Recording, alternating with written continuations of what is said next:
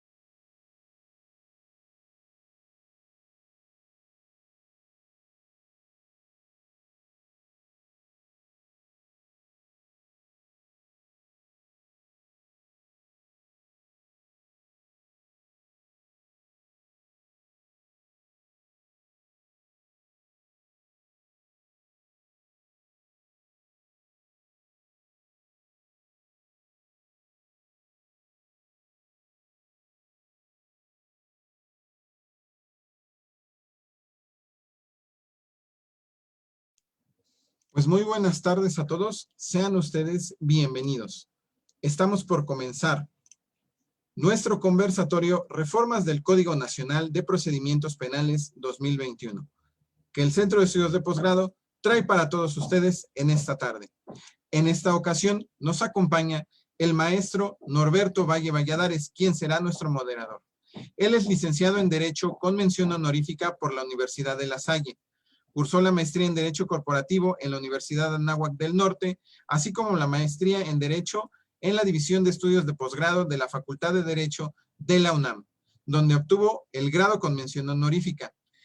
Tiene una especialidad en Juicio Oral y Proceso Penal Acusatorio por el Instituto Nacional de Ciencias Penales y actualmente cursa su doctorado en Derecho Penal en el Centro de Estudios de Posgrado. Ha sido docente por más de 20 años en instituciones como la Universidad de La Salle, la Universidad Tecnológica de México, la Universidad Latinoamericana y, por supuesto, la Facultad de Derecho de la Universidad Nacional Autónoma de México, impartiendo materias en los bloques de Derecho Constitucional, Derecho Penal, Procesal Penal, así como en materia de Derechos Humanos.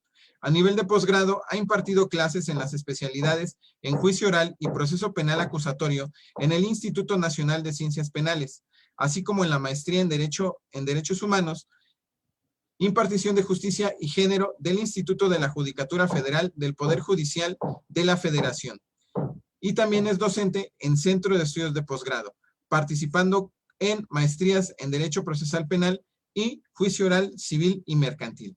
Es docente certificado por examen por la CETEC desde el año de 2013 y actualmente se desempeña como agente del Ministerio Público de la Federación en servicio de carrera en la Subprocuraduría Especializada en Investigación de Delincuencia Organizada y Capacitación de la Dirección General de Formación Profesional de la Fiscalía General de la República. Maestro Norberto, muy buenas tardes. Bienvenido a este conversatorio. Los micrófonos son todos suyos. Adelante, por favor. Muchas gracias, ingeniero. Agradezco nuevamente la invitación del Centro de Estudios de Posgrado, a nuestra directora general, la maestra Elsa Delgadillo Aguirre, al rector general, Óscar Ulises Delgadillo Aguirre, y al público que nos acompaña esta tarde. Es para mí un honor una gran pues, felicidad estar con nuestras ponentes de lujo, pioneras en la implementación y en la consolidación del sistema penal acusatorio. Dos personas que conocen ampliamente el tema que nos ocupa esta tarde, y es para mí un honor pues hacer la presentación de cada una de ellas y contextualizar el tema de las reformas al Código Nacional de Procedimientos Penales 2021. Pues bien, el viernes 19 de febrero de este año se publica en el Diario Oficial de la Federación la reforma a diversas disposiciones legales, es decir, el decreto por el que se reforma el artículo 167 del Código Nacional de Procedimientos Penales, se reforman y adicionan y derogan diversas disposiciones de la Ley General en materia de delitos electorales, de la Ley General en materia de desaparición forzada de personas, desaparición cometida por particulares y del Sistema Nacional de Búsqueda de Personas, así como de la Ley Federal para prevenir y sancionar los delitos cometidos en materia de hidrocarburos, de la Ley Federal de Armas de Fuego y Explosivos, del Código Penal Federal, así como de la Ley General de Salud, de la Ley Federal contra la Delincuencia Organizada y de la Ley de Vías Generales de Comunicación. Es una reforma muy amplia, pero para particularizar el tema de este conversatorio, nos vamos a referir única y exclusivamente la reforma al artículo 167 del Código Nacional de Procedimientos Penales. Le voy a conceder el uso de la palabra a la maestra Irene Nayeli López Méndez, a quien me permito presentar. La maestra Irene Nayeli Méndez López es maestra en Derecho Procesal Penal, actualmente cursando el nivel de doctorado.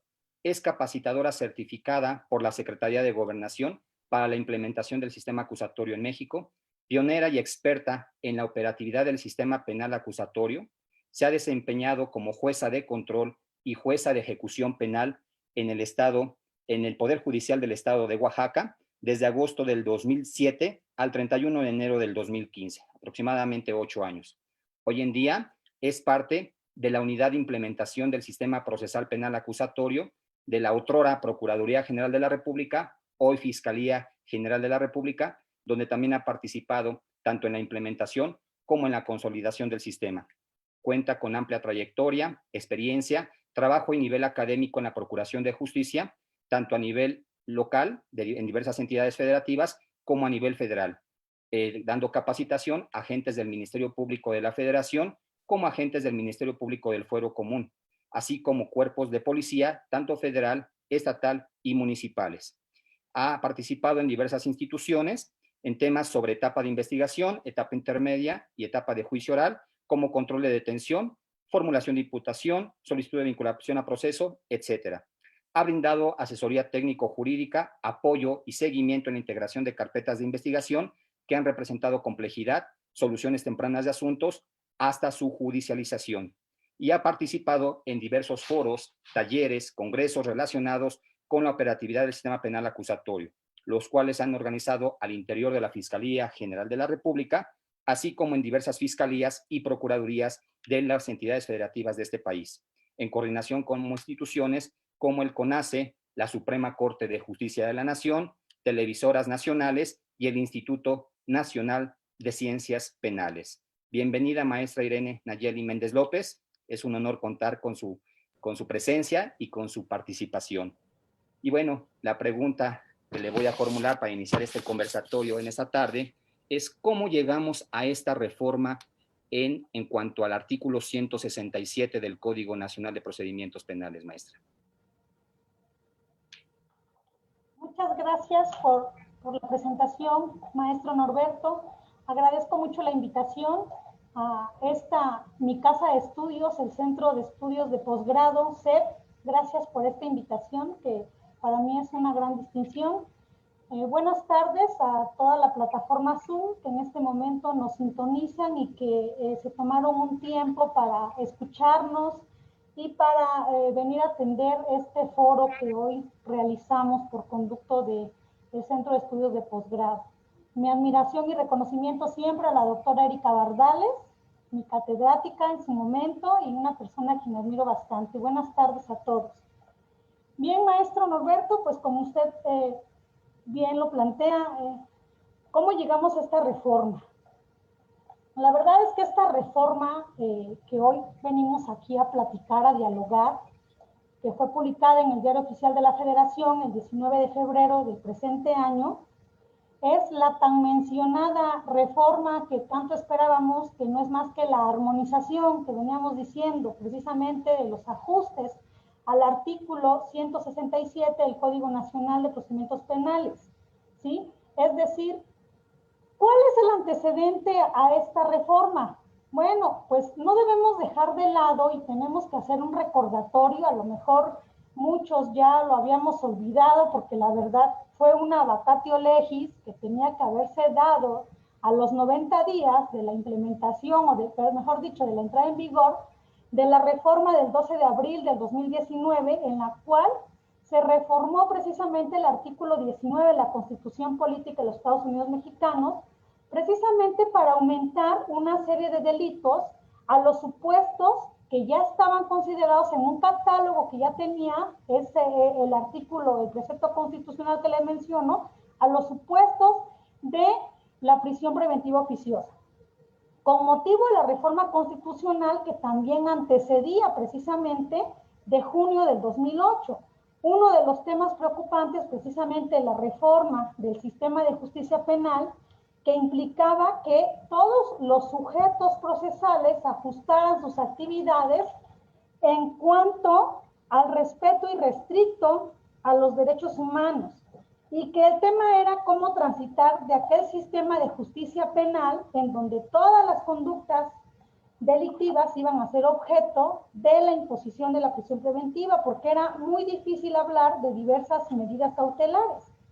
En ese sistema de justicia penal tradicional, que recordemos que antes de la reforma el sistema tradicional era el que teníamos vigente y así lo conocíamos y así lo ubicábamos. La regla general era precisamente que todas las conductas delictivas a partir del dictado del famoso auto de vinculación, auto de formal prisión, perdón, es más, prácticamente a partir de que la persona o el indiciado era consignado al órgano jurisdiccional, ya era un sujeto o ya era sujeto de la imposición de la medida cautelar de prisión preventiva, que obviamente no lo teníamos tácitamente establecido como medida cautelar de prisión preventiva, pero era la prisión preventiva.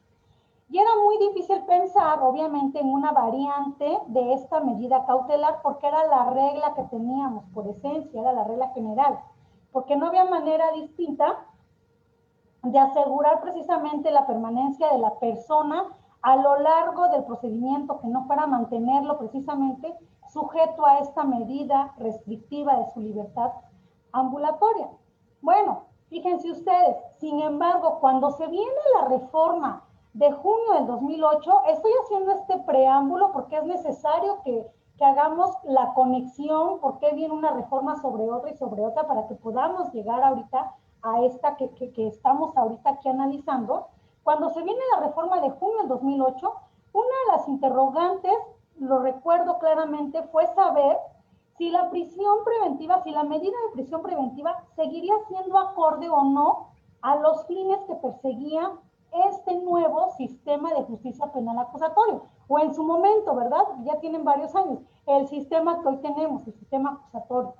En un inicio, yo recuerdo que muchos doctrinarios, juristas inclusive, pensaban que se tenía que fortalecer otras medidas cautelares distintas a la prisión preventiva, porque obviamente ya se había realizado un análisis previo, a fin de que ciertas conductas delictivas fueran objeto de la prisión preventiva oficiosa. Incluso la reforma constitucional mexicana no era acorde a lo dispuesto por la propia Corte Interamericana en cuanto a la materia de derechos humanos, ya que en distintas resoluciones así se permeaba ya.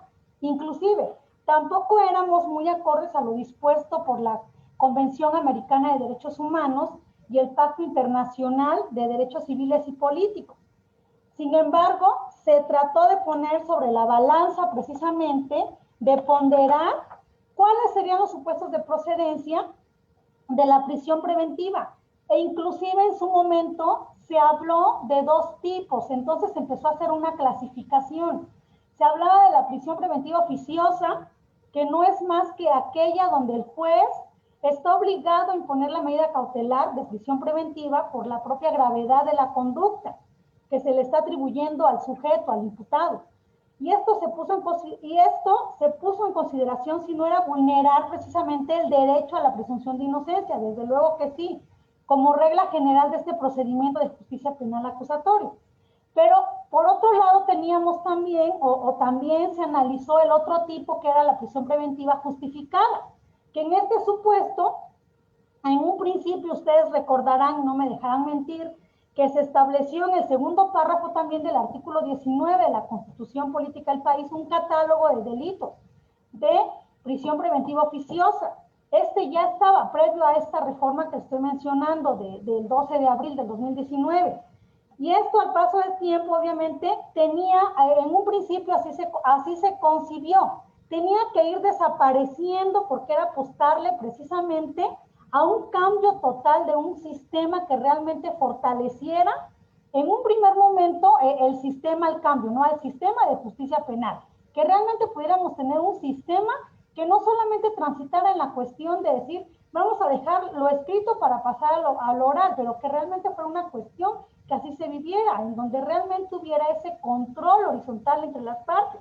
Bueno, se apostó bastante en aquella época al fortalecimiento y a la capacitación de los operadores. El propio nivel social, que en algún momento la difusión que hubo precisamente era para que la ciudadanía conociera este cambio a este sistema de justicia penal, y que obviamente con el paso del tiempo, conforme a la preparación de los sujetos procesales, tenía que irnos llevando de la mano la propia evolución del sistema para que al final del día, en junio del 2016, la medida cautelar de prisión preventiva oficiosa pues desapareciera, ¿no? En teoría eso se pretendía, en teoría eso es lo que queríamos los operadores, que creímos totalmente en el cambio de sistema y que le apostamos a que realmente esto tenía que ser una cuestión muy transparente y que teníamos que evolucionar en ponernos en hacer un cambio de chip y transitar a este nuevo sistema. Sin embargo, bueno, es sabido por todos que el sistema de justicia que aún opera o que estamos operando ahorita en México, muchas veces está sujeto a una cuestión meramente política. Y ahí viene una primera interrogante. Yo no puedo, o yo hasta el día de hoy no logro concebir si es una política realmente criminal o es una política ordinaria, meramente de una cuestión política, de lo que implica la cuestión social, ¿verdad? Afuera. En razón a ello y a partir precisamente de la promulgación del nuevo Código Nacional de Procedimientos Penales, ya esto que fue en el 2014, muchos estados comenzaron también a observar que había una debilidad, un área de oportunidad muy grande con la cual se estaba conformando este nuevo sujeto dentro del procedimiento, ¿sí? Bueno, ¿qué era esto? En el nuevo Código Nacional de Procedimientos Penales se instauró una figura procesal que era la unidad de medidas cautelares, que por primera vez en México la teníamos establecida de esta manera. ¿A qué me estoy refiriendo? Bueno, que precisamente esta unidad de medidas cautelares, como lo establece el Código Nacional, en el capítulo que le es designado en el Código Nacional, se establecieron las obligaciones y obviamente las facultades que tendría esta unidad y obviamente el compromiso tanto de la Federación como de los estados y que llevarían a cabo para fortalecer esta unidad y contratar obviamente personal idóneo para elaborar una evaluación de riesgos y una evaluación, una supervisión, perdón, de riesgos procesales, precisamente para tratar los temas propiamente relacionados con la imposición de medidas cautelares, ¿sí? Obviamente atendiendo al catálogo que establecía el propio Código Nacional, porque obviamente no hay que olvidar que el Código Nacional ya nos establecía también un catálogo de medidas cautelares que establecía como última ratio, precisamente como la medida más intrusiva, más gravosa la prisión preventiva, que vendría a ser la última en considerar, ¿no? Por mencionarlo con estas palabras y ponerlo de una manera muy coloquial y muy sencilla para el entendimiento de nuestro auditorio. Bueno, sin embargo, ¿qué pasó? ¿Qué teníamos que haber hecho? Bueno, y considero yo que este fue el tema de fondo que nos trae ahorita precisamente a la pregunta que usted formula, maestro Norberto, ¿cómo llegamos a esta reforma? El tema de fondo fue que obviamente al no haberle apostado a una capacitación idónea de los operadores, incluyendo lo que es el Ministerio Público, la defensa, el propio juez, porque aquí lo que teníamos que haber realizado era un trabajo de fondo. La reforma ya estaba aprobada, el Código Nacional ya nos establecía los parámetros para analizar precisamente este tema de las medidas cautelares y que estaba relacionado a analizar lo que son los riesgos procesales. ¿Qué teníamos que hacer? Bueno, justificar los parámetros establecidos en el mismo artículo 19 de la Constitución, partiendo precisamente de estos supuestos que el artículo 168, 169 y 170 del Código Nacional de Procedimientos Penales nos establecía. Pero, ¿a qué me refiero? A tratar de aterrizar y de materializar precisamente estos riesgos de manera objetiva, para que de esa forma, obviamente, el juez, partiendo también del principio de contradicción, le diera la oportunidad, ejerciendo ese control horizontal con la defensa y el Ministerio Público, de que debatieran las medidas y darle vida a lo que establece la Constitución en el 19. Quieres prisión preventiva, pero justifícamelo. Entonces, de ahí que era bien importante trabajar el tema de la justificación en las medidas, ¿sí? Para aterrizar precisamente estos riesgos objetivos, lo cual, desde luego, que no aconteció de esta manera, porque de haber sido así, tenemos claro que es eminentemente que al considerar, como lo establecen los principios constitucionales, que es el Ministerio Público quien tiene la carga de la prueba, pues también tenía que precisar la existencia, o es a quien le corresponde precisar la existencia de este riesgo objetivo bajo estos parámetros que estamos mencionando, que es justificar el riesgo del imputado de que puede llegar a sustraerse de la acción de la justicia, como lo dice el precepto 168 del Código Nacional.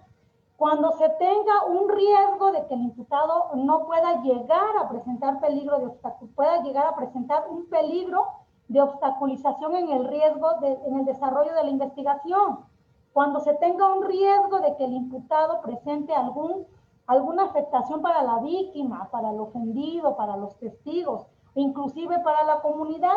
Pero bueno, retrocediendo, ¿qué fue lo que pasó? Bueno, al no haber ese fortalecimiento en capacitación, porque también, es una charla didáctica en la que tenemos que hacer mención obviamente a las áreas débiles y a las áreas que fortalecen nuestras instituciones, pues sabemos que cuando el sistema entra en vigor, que ya al menos en la federación los tiempos nos ganaron, pues la capacitación fue muy mínima, tratándose de ministerios públicos, de policías, de servicios periciales, de áreas de inteligencia. Entonces, ¿qué fue lo que pasó? Precisamente es ahí donde se advierte que hay una variante de una debilidad muy fuerte, y en donde precisamente, lejos de que el legislador fortaleciera, dijera, ¿sabes qué? Vamos a apostarle a capacitación, viene el tema de que dice, es más fácil que yo trabaje una propuesta de legislación y agrave mejor o haga una reforma para ampliar este catálogo de delitos, lejos de apostarle a una capacitación en el fortalecimiento de los operadores y enseñarles cómo hacer las cosas. Vemos entonces que le resulta más sencillo reformar el artículo 19 mediante el Diario Oficial de la Federación del 12 de abril de 2019 para llevar a cabo una suma de conductas delictivas donde precisamente el constituyente prácticamente señaló de manera drástica que no existe manera diversa de garantizar estos riesgos objetivos, que no se presenten a lo largo del procedimiento y que no sea privando de la libertad al imputado. Por supuesto que esto es totalmente violatorio al principio de presunción de inocencia. Por supuesto que tampoco es acorde a los fines del proceso penal acusatorio, a los fines que se establecieron constitucionalmente en el artículo 20. ¿Sí? Y más aún que también contraviene la propia reforma constitucional tan importante en materia de derechos humanos del 10 de junio del 2011. Sin embargo, bueno, el 12 de abril del 2019, el Diario Oficial de la Federación nos presenta esta reforma en donde se adicionaron diversos supuestos a los ya contemplados en la reforma original de junio del 2008. Dentro de estos tenemos pues que los delitos cometidos, tenemos pues que se vienen a modificar también lo que son los delitos cometidos en materia de robo de hidrocarburos, delitos en materia de armas de fuego de uso exclusivo del Ejército, Armada y Fuerza Aérea, delitos de carácter sexual cometidos hacia menores de edad. Ahora, un tema importantísimo que también abarca esta reforma es precisamente el tema de los delitos de uso de programas sociales con fines electorales, los delitos en materia de corrupción. Son temas donde si nos ponemos a pensar cuál es el riesgo objetivo que guardaría el imputado respecto de estas conductas delictivas, pues muchas veces pudiera llegar a sustituirse ese riesgo con la existencia de diversas medidas cautelares. Sin embargo, no debemos dejar pasar por alto que a partir de esta reforma del 12 de abril del 2019, para aumentar el catálogo de delitos para la prisión preventiva oficiosa, no se nos debe pasar que en dicha reforma también se establece un artículo segundo transitorio. Ojo, eso es bien importante y lo estamos dejando de lado. En ese artículo segundo transitorio se obligó al Congreso de la Unión a que en un plazo de 90 días, contados a partir de la entrada en vigor de esta reforma al artículo 19, es decir, la vacatio legis, se tenía que hacer los ajustes necesarios al artículo 167 del Código Nacional. Es decir, la famosa armonización que en muchas ocasiones decimos, no está armonizada la ley secundaria con el Código, con la Constitución, ¿no? Este artículo de la ley secundaria es justamente el parte de los supuestos donde tendrá que ser aplicada la prisión preventiva oficiosa.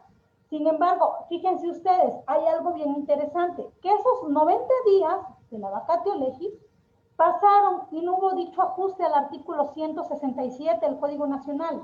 Es de ahí que mediante la intervención de la primera sala de la Suprema Corte de Justicia de la Nación se emitió una jurisprudencia, que es la que hemos venido inclusive aplicando los operadores, al menos en lo que es el tema de procuración de justicia, la jurisprudencia 2022-058, que en su momento, y que obviamente sigue siendo una luz frente a estos supuestos de aplicación de la prisión preventiva oficiosa. Esta jurisprudencia señala específicamente que no podrá ser aplicada la prisión preventiva oficiosa en tratándose de los delitos de robo de hidrocarburos y los establecidos en la Ley Federal de Armas de Fuego y Explosivos, toda vez que condiciona a que la aplicación de dicha prisión preventiva oficiosa tenía que estar sujeta a las reformas que no se había realizado en ese momento al artículo 167 de la ley secundaria, ¿sí? Entonces, fíjense cómo ahí tardamos bastante en que esos 90 días se sobreexcedieron para que se diera esta armonización de la ley secundaria y para que realmente hubiera una, una reforma a lo que es ahorita el 167 del Código Nacional de Procedimientos Penales, ¿sí? Que hoy vemos que obviamente esta reforma al artículo 167 no solamente viene acompañada precisamente de lo que fue hacer la armonización o la congruencia con el catálogo de delitos que nos establece el artículo 19 de la Constitución, ¿sí? Sino que además también reforma diversos artículos, como por ejemplo de la Ley General en materia de delitos electorales, de la Ley General de Salud, de la Ley Federal de Armas de Fuego y Explosivos, para inclusive, fíjense ustedes, para aumentar la penalidad prevista para las conductas delictivas ahí mismo precisadas. Es decir, a partir de esto es importante mencionar que no nada más se aumenta en el artículo 167 los supuestos de las fracciones 11 a la fracción 17 de dicho numeral, sino que además se condiciona un tema muy importante en este artículo 167 que nos establece precisamente en los dos últimos párrafos del numeral mencionado, del 167, en donde inclusive ahí pareciera una confusión inclusive para el operador, porque establece, por un lado nos habla de la prisión preventiva oficiosa, pero por otro lado nos dice que si la prisión preventiva oficiosa ya hubiera sido impuesta, pero las partes manifiestan la voluntad de celebrar un acuerdo reparatorio de cumplimiento inmediato, el Ministerio Público solicitará al juez la sustitución de la medida cautelar para que las partes concreten el acuerdo con el apoyo del órgano especializado en la materia.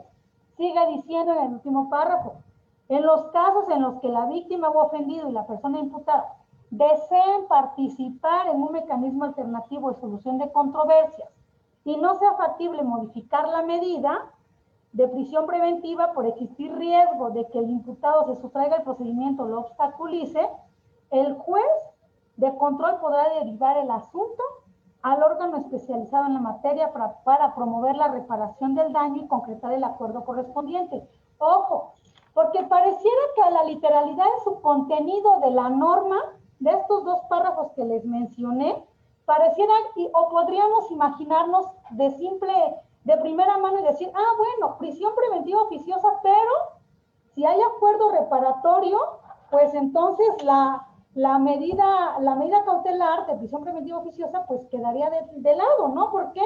Pues entonces me está diciendo que en donde proceda una salida alterna, puedo llegar a esta solución y entonces derivar el asunto a un mecanismo alterno. Pero ojo, hay algo bien importante, lo que yo les mencionaba.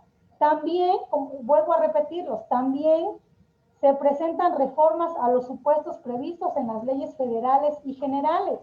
Y obviamente que esto recae específicamente sobre el aumento de la punibilidad. En otras palabras, ¿qué quiere decir esto?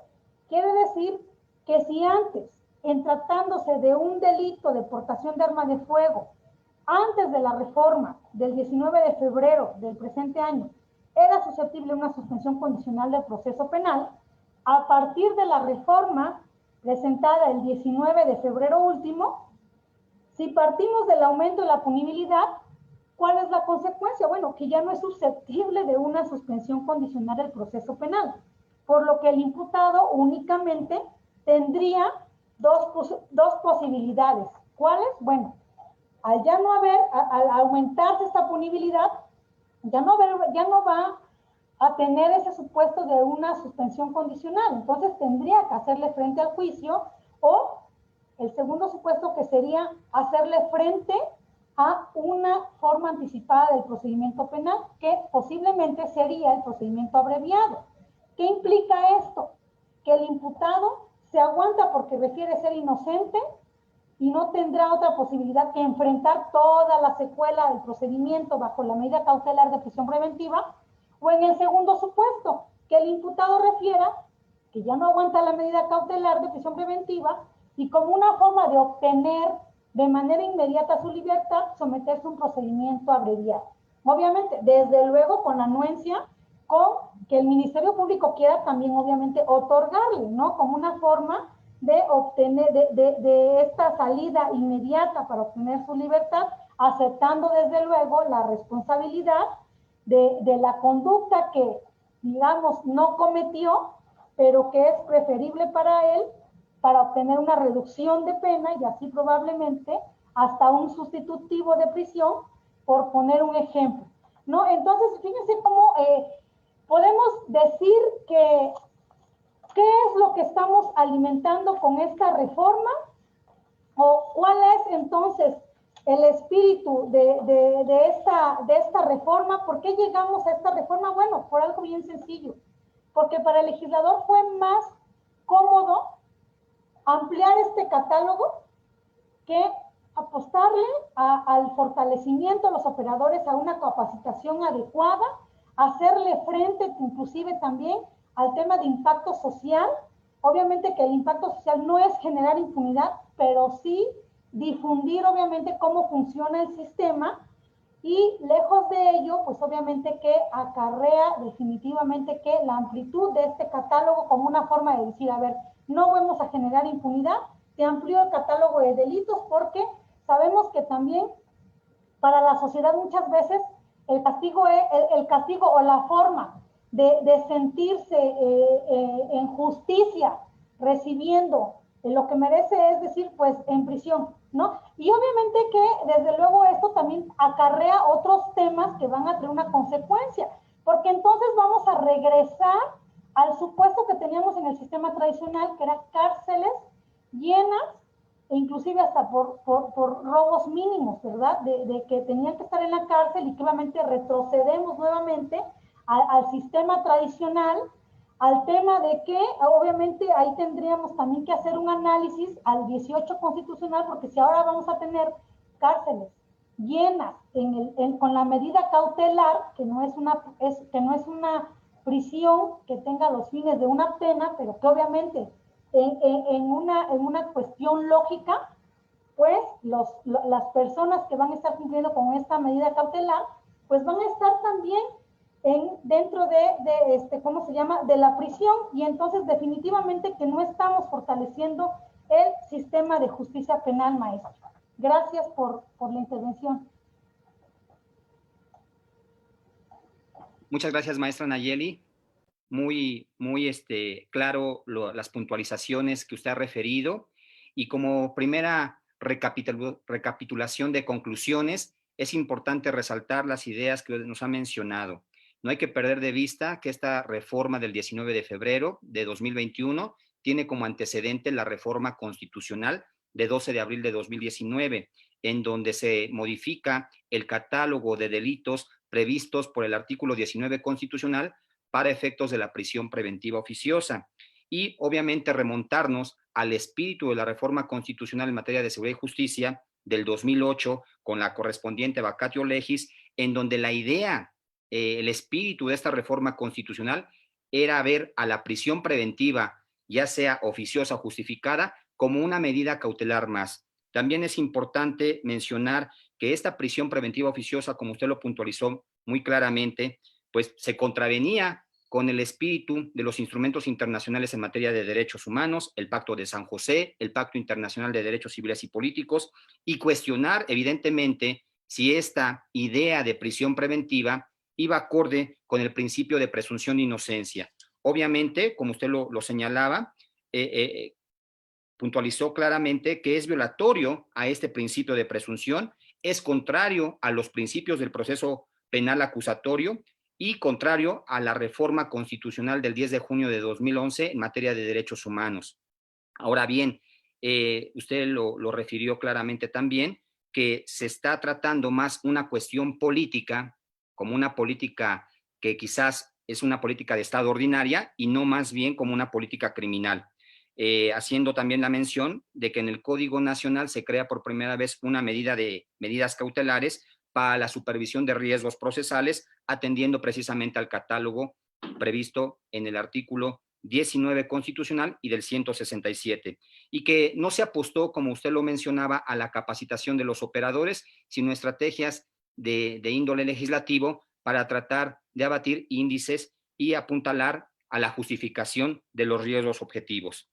También usted hizo hincapié y puso énfasis que hay que tomar en cuenta el segundo transitorio del decreto de reforma constitucional del 12 de abril del 2019, en donde se establecía una vacatio legis de 90 días y que obviamente no se atendió esta vacatio legis y vino la reforma a destiempo. Señala también la importancia de la jurisprudencia que trató de menguar este incumplimiento a la obligación constitucional de los legisladores con la jurisprudencia 2022-058, que señalaba que no podrá aplicarse la prisión preventiva oficiosa en robo de hidrocarburos y en materia de los delitos previstos por la Ley Federal de Armas de Fuego y Explosivos, y condicionaba a la adecuación de la norma secundaria, que en este sentido es el artículo que hoy ocupa este análisis.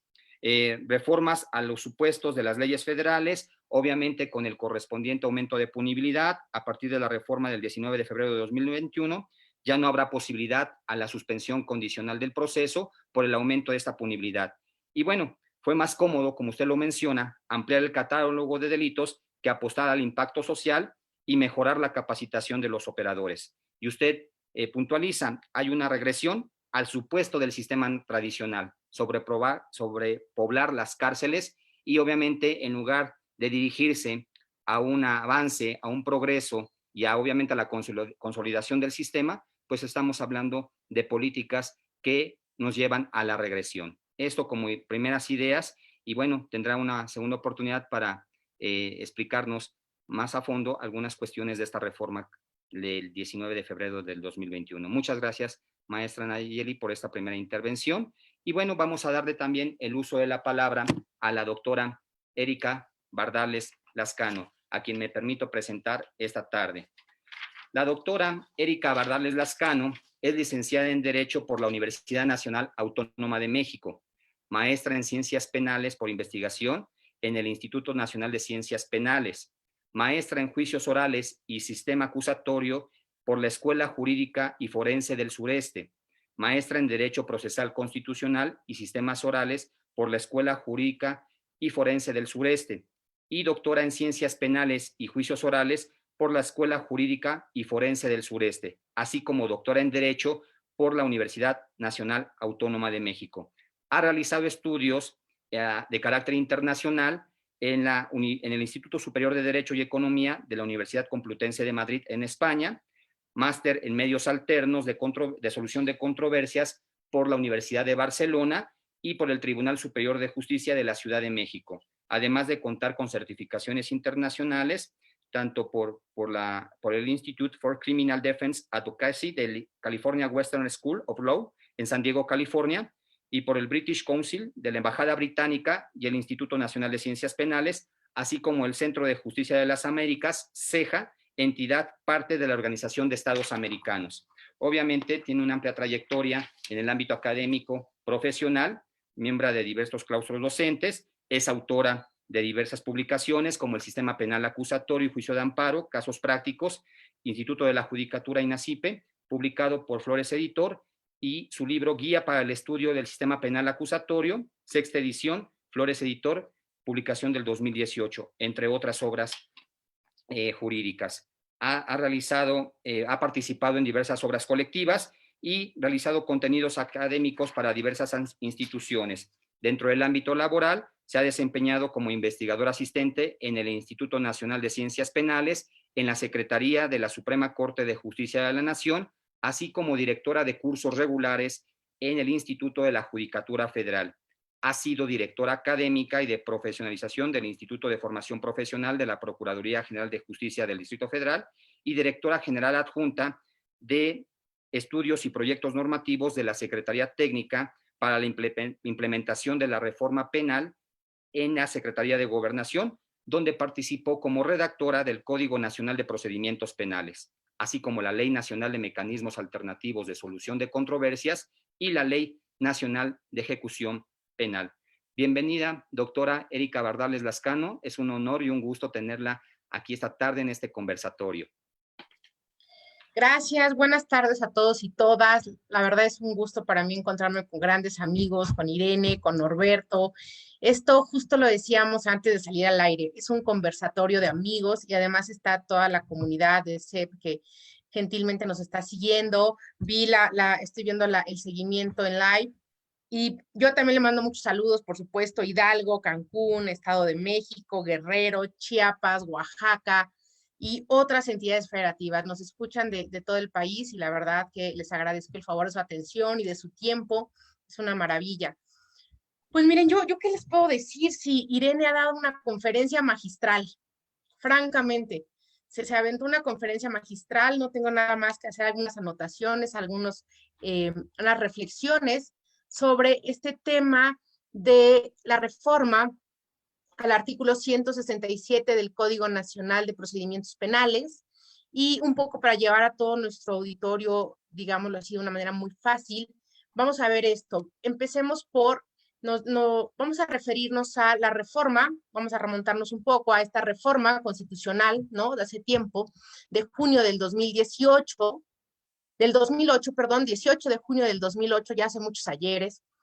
En ese 2008 lo que se hablaba era de cambiar todo un sistema de justicia penal, pero vale la pena aquí referir que en la exposición de motivos de aquel entonces del Congreso, nos tardamos muchísimo tiempo y hubo muchas argumentaciones para referir que la prisión preventiva debería ser una excepción, no debería ser una norma. Además, referir que debería ser la última ratio, es decir, primero darle oportunidad a un tipo de medidas cautelares menos gravosa y al final el tema de la medida cautelar personal. Eso fue incluso, recuerdo en aquel entonces, en 2008, en diputados era como una bandera, era una bandera que llevábamos todos los que argumentábamos en aquel momento la reforma constitucional y decíamos, presunción de inocencia. ¿Cómo vamos a llevar a cabo esta presunción de inocencia? La vamos a llevar a través de que la medida cautelar sea excepcional en el tema de prisión preventiva. Recuerdo que en aquel entonces hablábamos inclusive de decir, es que hoy día, les hablo de aquel entonces, todo es prisión preventiva, ¿no? Las personas están en prisión preventiva por el robo de 200 pesos, por el robo del shampoo, e incluso me acuerdo del documental del túnel donde salía una muchacha diciendo, es que me robé 200 pesos y aquí estoy en la cárcel, ¿no? Un osito de peluche. Entonces yo me acuerdo que en aquel entonces decíamos, es que no es posible que todas las personas vayan a la cárcel. ¿Dónde queda la presunción de inocencia? ¿Dónde queda este trato digno? Y entonces fue parte del abanderamiento que tuvimos en la reforma constitucional y que se logró en el 19 constitucional. Y digo se logró a medias porque al final del día, cuando sale esta reforma del 2008, ustedes recordarán perfectamente que viene acompañado de algo que se conoce como derecho penal del enemigo, ¿no? Y decíamos, este derecho penal del enemigo, el cual va a restringir derechos, va a estigmatizar y va a restringir algún tipo de acciones de debida defensa. En aquel momento decíamos, no, es que no debe de haber esto en la Constitución. Recuerdo que se había declarado de inconstitucional el arraigo. ¿Qué fue lo que hizo el constituyente? Ponerlo en la Constitución. Y dijo, ya no es inconstitucional porque ya está en la Constitución, ¿no? Dándole vueltas ahí de maroma a lo que era en ese momento el sistema de justicia. Bueno, pues dentro de estos cabildeos que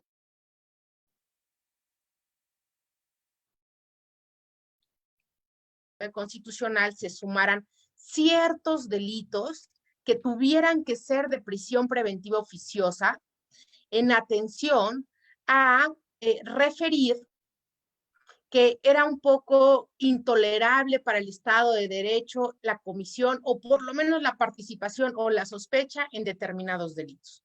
En aquel entonces, este cabildeo que se llevó únicamente nos dio 8 delitos. Decíamos, vale, va a haber prisión preventiva oficiosa en temas de delincuencia organizada, homicidio doloso porque atenta contra uno de los bienes jurídicos de mayor tutela del derecho penal, la vida. 3, violación. 4, secuestros. 5, delitos cometidos con medios violentos como armas y explosivos. Que de ahí decíamos, cuando decía cómo armas y explosivos, ¿a qué se refería? Y fue interpretado en el transcurso del tiempo muy interesantemente porque el como arma, bueno, pues como arma podríamos decir a lo mejor un iPhone o un teléfono con una funda de Survivor y seguramente será un arma, ¿no? Un tacón, quedó muy abierto y quedó poco redactado desde técnica legislativa. Sin embargo, fue parte de los cabildeos.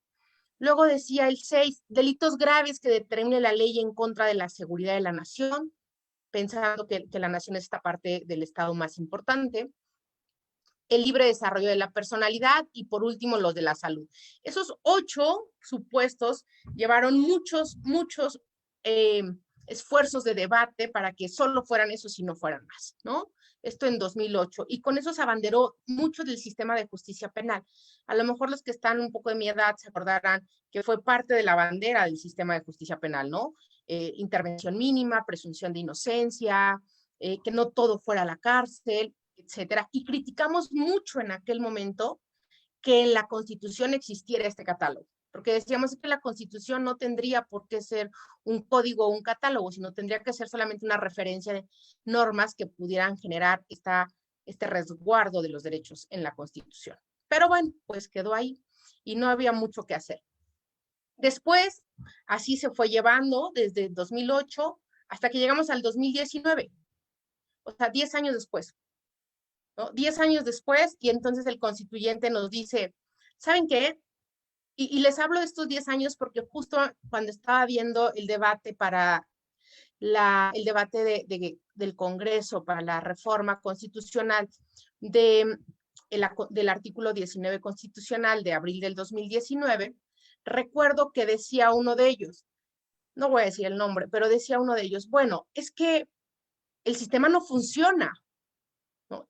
Y a mí casi se me enchina el pelo y se me alace al mismo tiempo, así, de que estaba yo enojadísima con lo que estaba diciendo. Pero ¿por qué estaba enojadísima y por qué es falacia lo que él estaba diciendo? Repito, los que tenemos mi edad, los más jovencitos seguro no se acuerdan.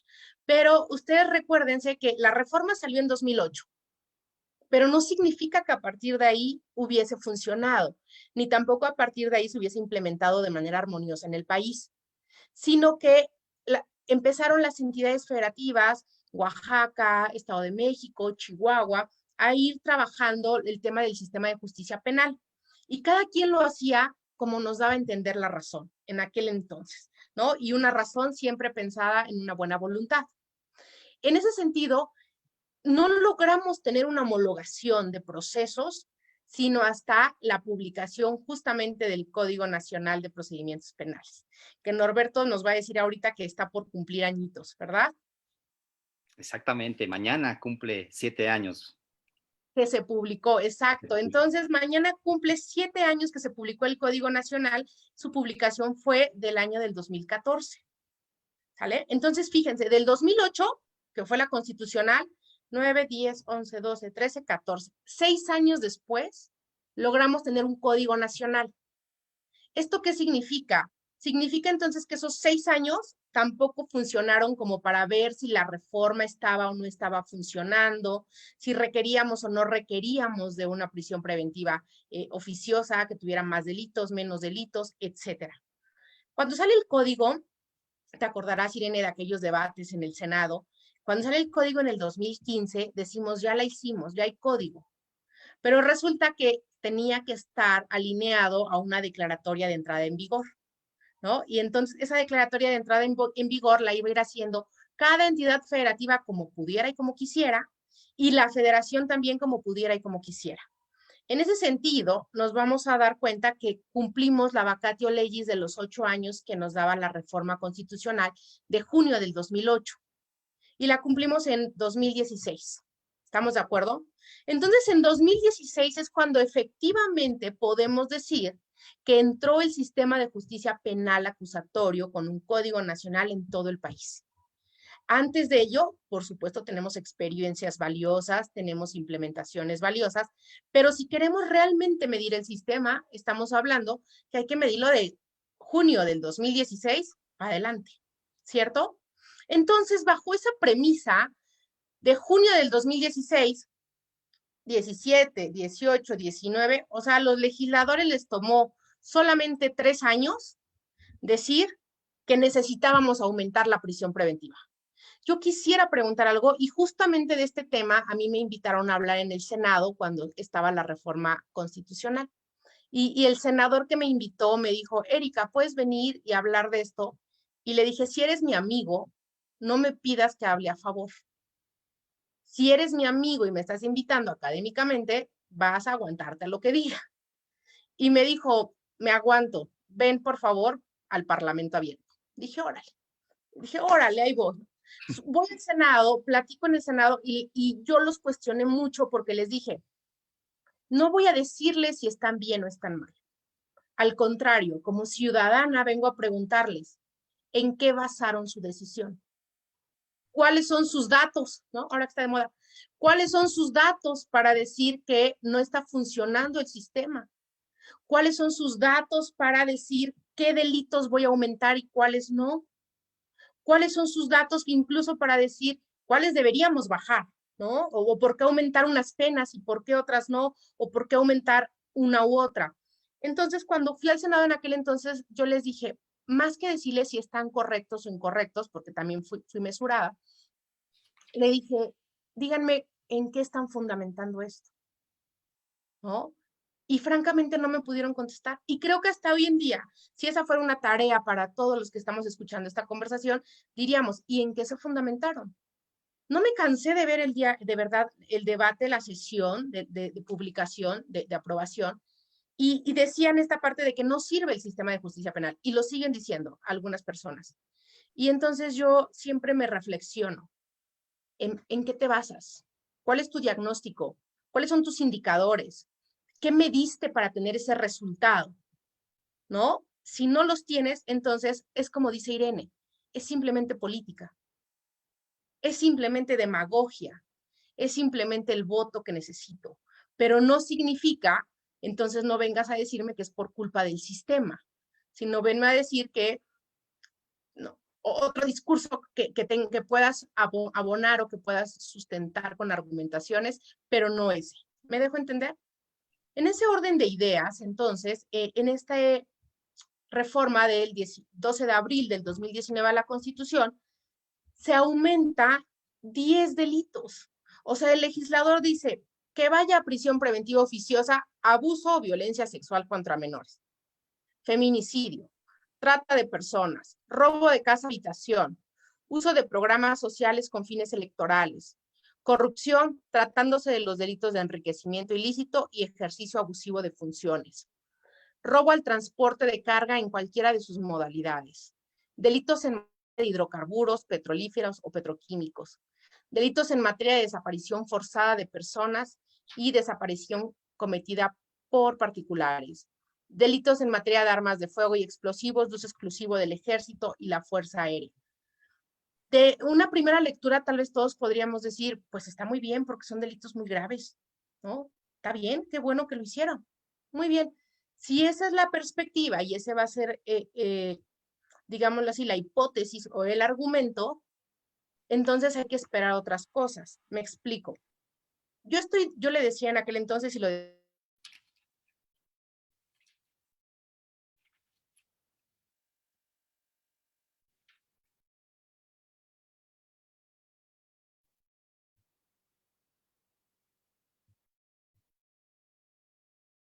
porque no voy a seguir la presunción de inocencia, entonces viene la política pública.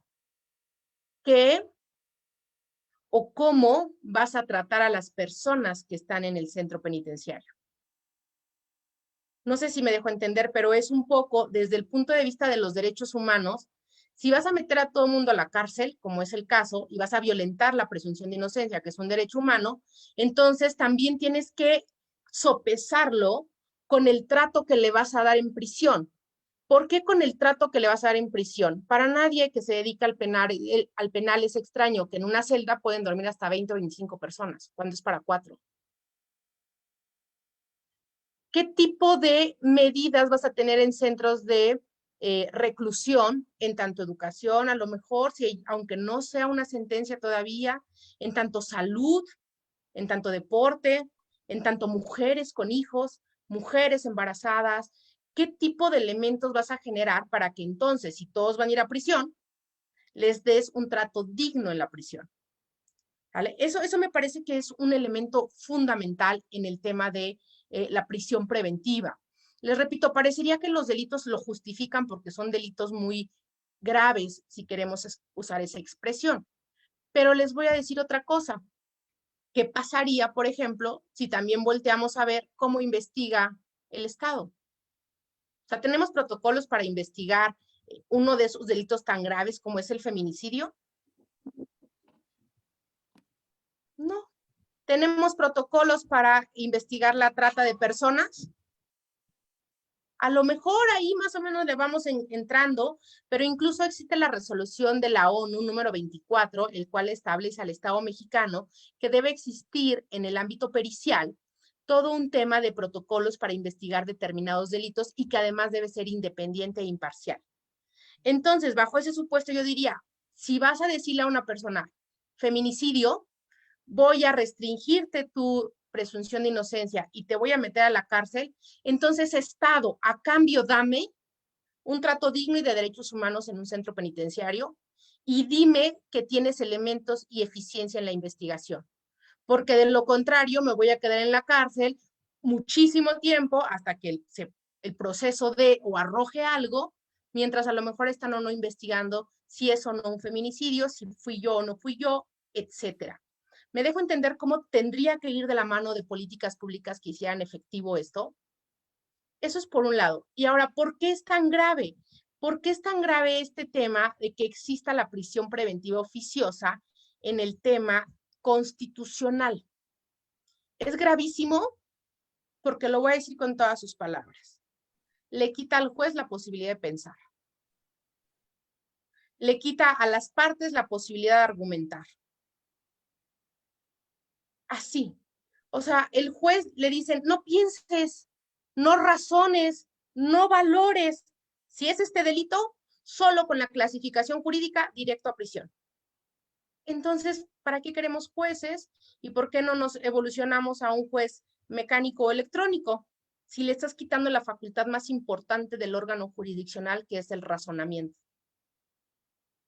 Ahora, tienes al Ministerio Público y tienes a la defensa, que podrían tener argumentaciones y debates muy bonitos en el tema de las medidas cautelares, y les dices, no piensen, no argumenten, solo con la clasificación jurídica que se vaya a la prisión.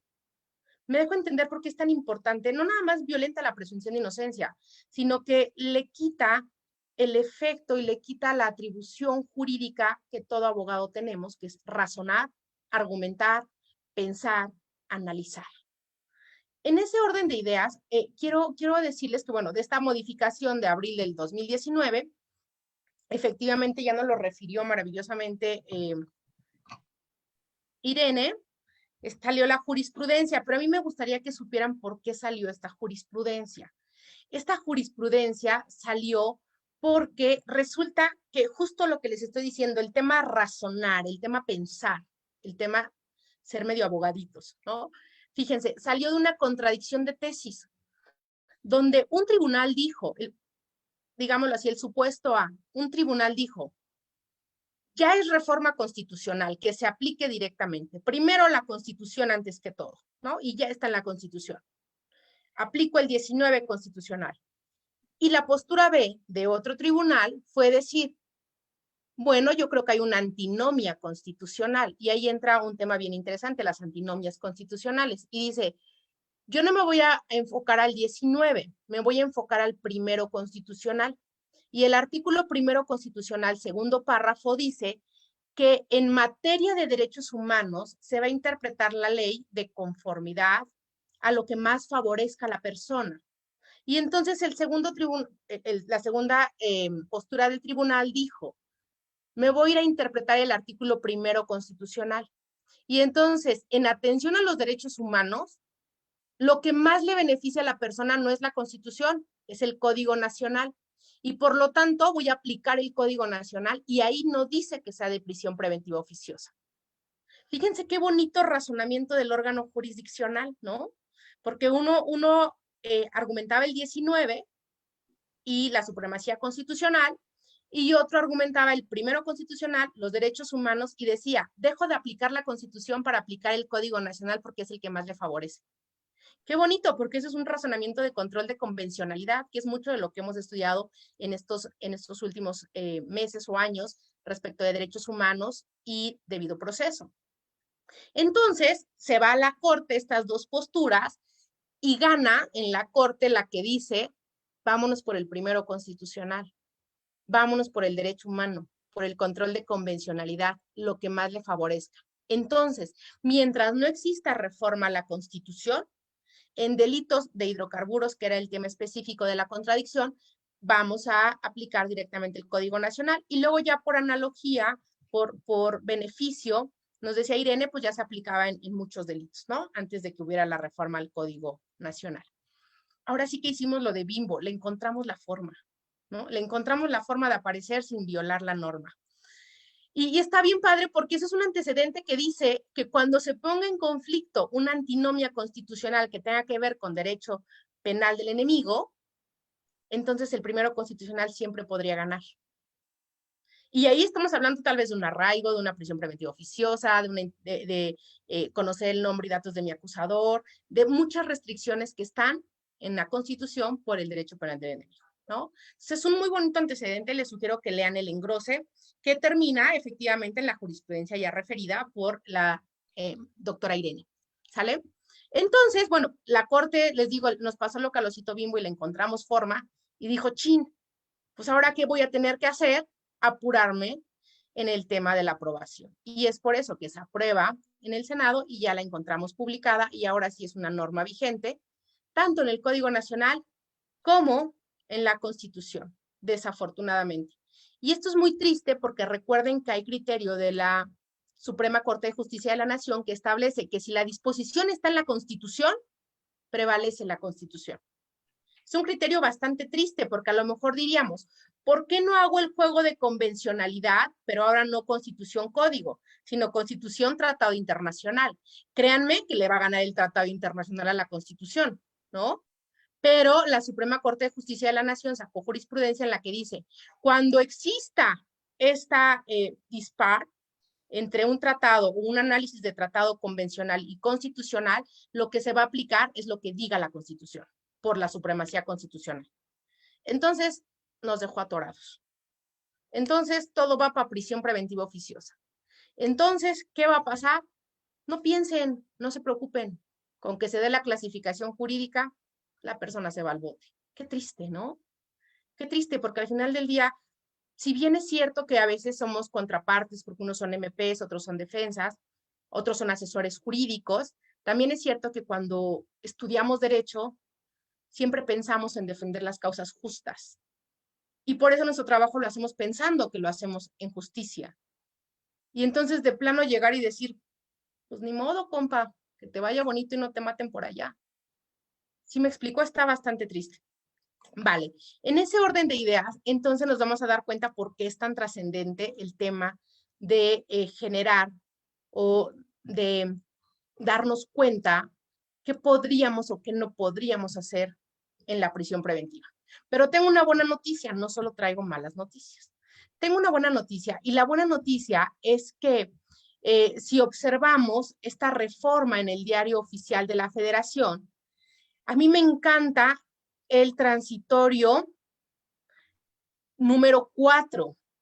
Me fascina y no saben qué feliz estoy de este transitorio 4. Le voy a dar lectura porque además ya ando metida ahí para ver qué hago. Fíjense, el transitorio 4 de la reforma dice, la prisión preventiva oficiosa deberá evaluarse para determinar la continuidad de su aplicación a partir de los 5 años cumplidos de la vigencia del presente decreto. ¿Se acuerdan que fui y les dije que cuáles eran sus indicadores, que cómo evaluaban, que tuvieran sustento sus argumentos?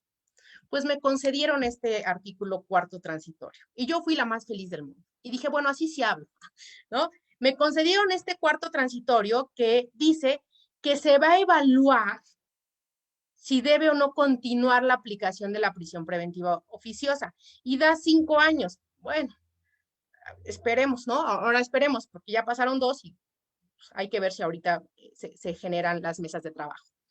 Y dice, en el lapso señalado, se deberá evaluar, conforme a los criterios del Sistema Nacional de Seguridad Pública, la eficacia de esta medida cautelar y la eficiencia del sistema penal acusatorio. Fíjense 2 cosas que tenemos que evaluar próximamente. Si funciona la medida cautelar de prisión preventiva oficiosa y si se está funcionando el sistema penal acusatorio. Porque ellos decían, es que no funciona el sistema. Y yo le decía, ¿cómo sabes? ¿Cuál es tu argumento? ¿Cuál es tu indicador? ¿Cuál es tu dato? ¿No? Entonces, ahora sí hay que evaluarlo. Y después dice, mediante informes emitidos por el gobierno federal, los gobiernos de las entidades federativas, tomando en cuenta a los jueces, bueno, los poderes judiciales respectivos, a las fiscalías o procuradurías correspondientes, a los organismos de protección de los derechos humanos y que deberá contener al menos los siguientes elementos. A mí me encantó el 4 transitorio porque pusimos quién puede participar de estas mesas. Y entonces intentamos no dejar afuera ningún tipo de sujeto o de operador, ¿no? Hay que sentarlos a las mesas. Y luego le decíamos, hay que ponerle de una vez los indicadores, porque si no, no van a evaluar, ¿no? Hay que ponerle de una vez y ya mejor que se aumenten, pero que no se quiten. Y entonces le pusimos que los indicadores que queríamos evaluar en su momento va a ser desempeño eficaz de las unidades estatales de supervisión a medidas cautelares y suspensión condicional del proceso, eficacia de las medidas cautelares aplicadas, creación y desempeño de instancias de atención integral de víctimas, implementación de sistemas de información criminal y de judicialización, resultados de la aplicación de mecanismos alternativos de solución de controversias en materia penal y los avances de la implementación de elementos críticos como la capacitación de los operadores de los poderes judiciales y del Ministerio Público, Policía de Investigación, Policía Preventiva, peritos, entre otros. Y ya al final, nomás para cerrar, le pusimos los parámetros para la medición de la eficacia en la implementación de los elementos críticos serán dispuestos por la ley correspondiente, ¿no? Eso porque en algún momento a alguien ahí se le ocurrió decir, ¿por qué no hacemos unos lineamientos o una ley para medir el sistema? Y yo así de, o sea, una ley para medir una ley. Pero bueno, en el cabildo a veces dices, está bien, ¿no? Entonces dan cuenta cómo tenemos algo bien bonito, porque algo tan triste que es la prisión preventiva oficiosa, vamos a venir a algo bien bonito que va a ser evaluación del sistema y de la medida cautelar. Entonces seguramente voy a ver a Irene ahí porque está en WISPA y WISPA seguramente va a andar metidísima, que además espero que así sea, ¿no? Porque son buenísimos ahí. Va a andar metidísima y vamos a regresar a esto del debate en las mesas en el Senado, de qué se queda, qué se va, cómo evaluamos. Ahora, lo dejamos en la ley, esperemos que sea una prioridad para la legislatura, ¿no? Y entonces evaluar si está funcionando o no está funcionando. Y todos los que nos escuchan hoy saben que podrían generar a lo mejor un tipo de opinión, a lo mejor ustedes se han dado cuenta de algo, se han percatado que algo no funciona en el juez, en el MP, en el defensor, en el asesor, en lo que sea. Busquen su canal para decir, yo quiero que esta iniciativa, esta modificación, este pensamiento se pueda discutir, se pueda evaluar y, ¿por qué no?, se pueda hacer realidad. Entonces, acérquense a sus fiscalías, acérquense a sus poderes judiciales, a su estado de gobierno, a los derechos humanos, es más, a su universidad, y vamos viendo cómo evaluar el sistema y estas medidas cautelares que son de prisión preventiva oficiosa. Muchas gracias, ya no me alargo más. Muchas gracias, doctora. Muy ilustrativo la exposición que nos acaba de señalar y obviamente es importante resaltar algunas de las ideas que usted nos ha mencionado. La primera, pues que hay implementaciones valiosas en los estados de Oaxaca, Estado de México, Chihuahua, pero también la mención de que nos tardamos demasiado, no solamente a partir de la reforma de 2008, sino con la publicación del propio Código Nacional de Procedimientos Penales en el 2014 y la entrada en vigor a nivel nacional con las previas declaratorias de entrada en vigor en cada una de las entidades federativas hasta el 2016. Obviamente, el énfasis que usted pone en que bajo qué datos, qué fundamentos se hizo no solamente la reforma del 12 de abril del 2019, sino la reforma del 19 de febrero de 2021. Y obviamente lo que usted nos menciona de que debe existir en el ámbito pericial, bueno, de que es grave la prisión preventiva oficiosa porque se eleva a rango constitucional y le quita al juez esta posibilidad de pensar y la posibilidad de las partes de argumentar dentro del desarrollo del propio procedimiento penal. No piensen, no argumenten, quita el efecto de razonar, de argumentar y pensar y analizar. Y obviamente la explicación que tuvo a bien darnos sobre cuál fue el origen de esta jurisprudencia que también mencionó la maestra Irene Nayeli. Y obviamente de esta contradicción de tesis para hacer un test de ponderación en si aplicar un artículo primero, que es una llave maestra y una salida muy fuerte para poder abonar al tema de derechos humanos y el propio contenido del artículo 19 constitucional, que de hecho no solamente aplica para el derecho penal ordinario, sino como lo señaló ampliamente, para cuestionar la aplicación de este régimen penal de excepción considerado o denominado derecho penal del enemigo. Y obviamente poner a la mesa la buena noticia que usted nos comentó, el transitorio número 4 de esta reforma, en donde la prisión preventiva deberá evaluarse en un lapso de 5 años. Es decir, que deberá evaluarse no solamente la eficacia de las medidas cautelares, sino la propia eficiencia del sistema penal acusatorio en nuestro país, mediante los informes que emitan los gobiernos, tanto federales, estatales, procuradurías, fiscalías y obviamente los órganos protectores de derechos humanos. Creo que hay un común denominador tanto en su primera intervención como la intervención de la maestra Nayeli. Esta reforma del 19 de febrero de 2021 responde más a tintes políticos, inclusive yo me atrevería a decir tintes electorales por el año en que nos encontramos, que a cuestiones técnico-jurídicas para evaluar correctamente la implementación y consolidación del sistema penal acusatorio. Muchas gracias, doctora. Vamos a continuar con esta dinámica en este excelente conversatorio. Les agradezco, obviamente, su participación magistral y toda la explicación ilustrativa que nos han referido. Y bueno, pasando a nuestra segunda pregunta. ¿Cómo debemos afrontar esta reforma del 19 de febrero de 2021? Maestra Irene Nayeli, ¿cómo le debemos hacer? ¿Cómo tenemos que entender la reforma y cuál es el propósito? Gracias, maestro, nuevamente por el uso de la voz, por concederme nuevamente esta participación.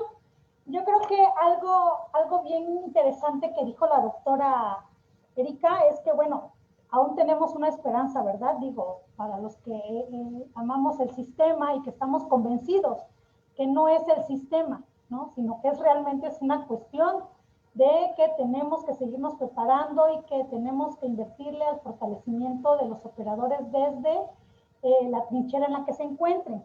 Y obviamente, pues esta esperanza es que esperaremos de aquí a abril del 2024 y estaremos muy pendientes, ¿no? De este lapso legislativo para estar pendientes de la revisión a los supuestos que mencionó la doctora, estos supuestos estadísticos de cómo está funcionando esta medida cautelar de prisión preventiva oficiosa, porque obviamente que si no está funcionando adecuadamente, entonces, ¿cuál va a ser la consecuencia?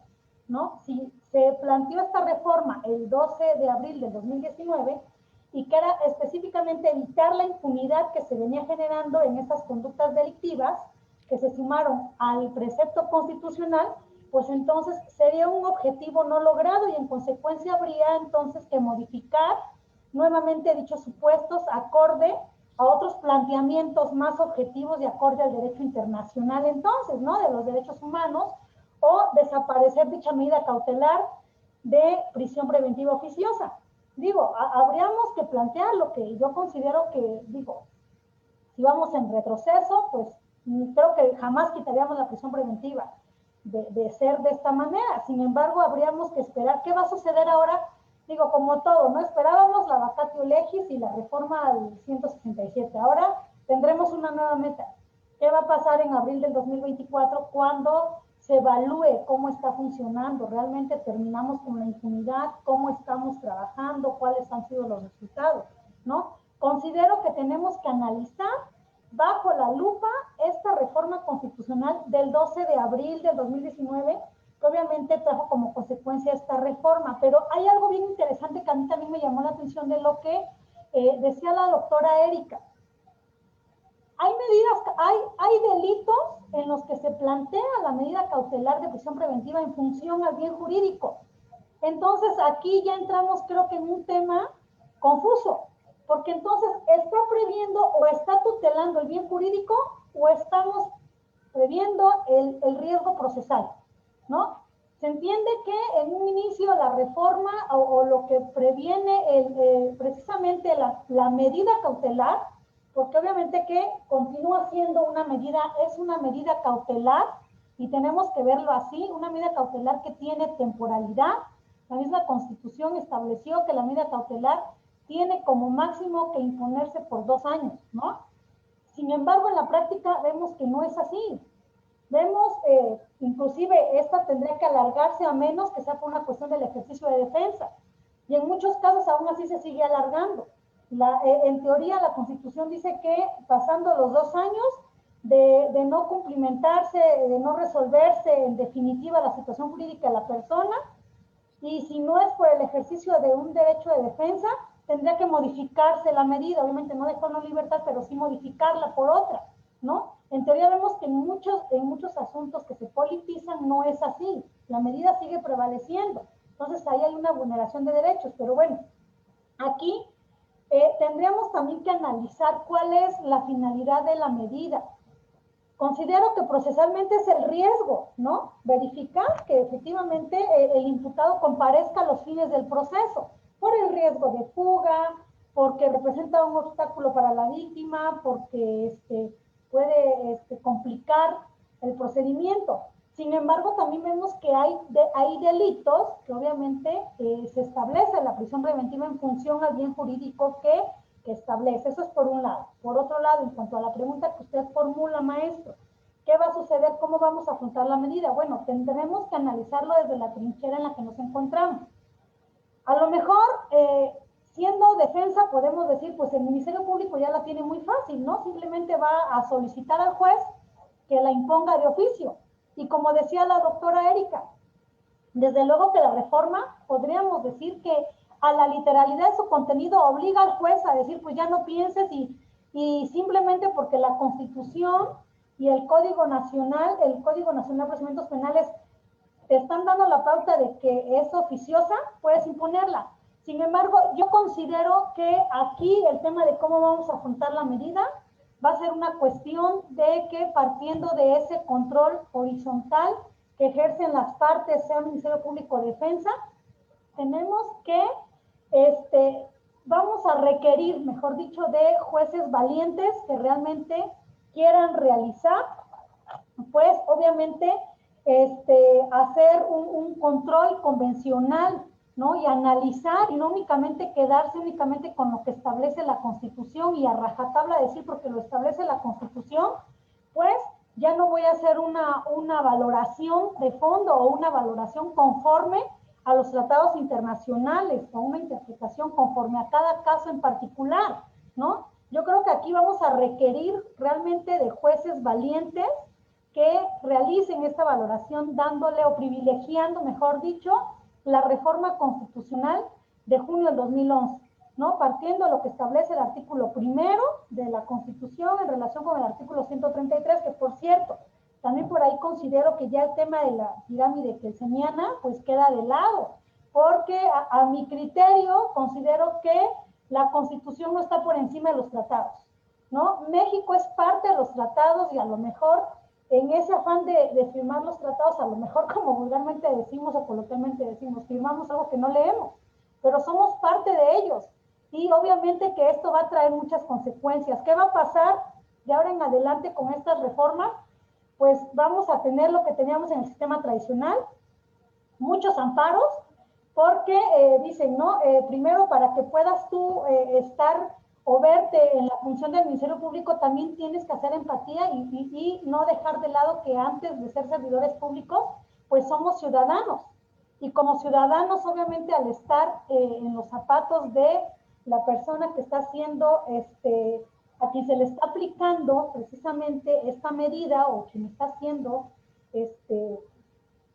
pues a quien se le está privando de este derecho de la libertad, pues obviamente que no solamente se le está vulnerando el principio de presunción de inocencia, también estamos vulnerando otros principios, dentro de ellos el de contradicción, porque si de entrada a mí el juez no me da pauta para debatir la audiencia, para debatir la medida, me está dejando ahí en un estado totalmente de indefensión, aun cuando la medida sea, lo establezca la Constitución y el código, porque entonces ¿dónde queda la interpretación conforme de lo que ha establecido? Inclusive el propio Pleno de la Suprema Corte de Justicia de la Nación, hay inclusive algunos expedientes, como por ejemplo el 912/2010, en el que establece la obligación de aplicar control convencional entre las normas jurídicas internas y los instrumentos internacionales de derechos humanos, donde obliga a los jueces, inclusive de los estados, que tienen que aplicar este control y analizar cada caso a cada caso. Entonces,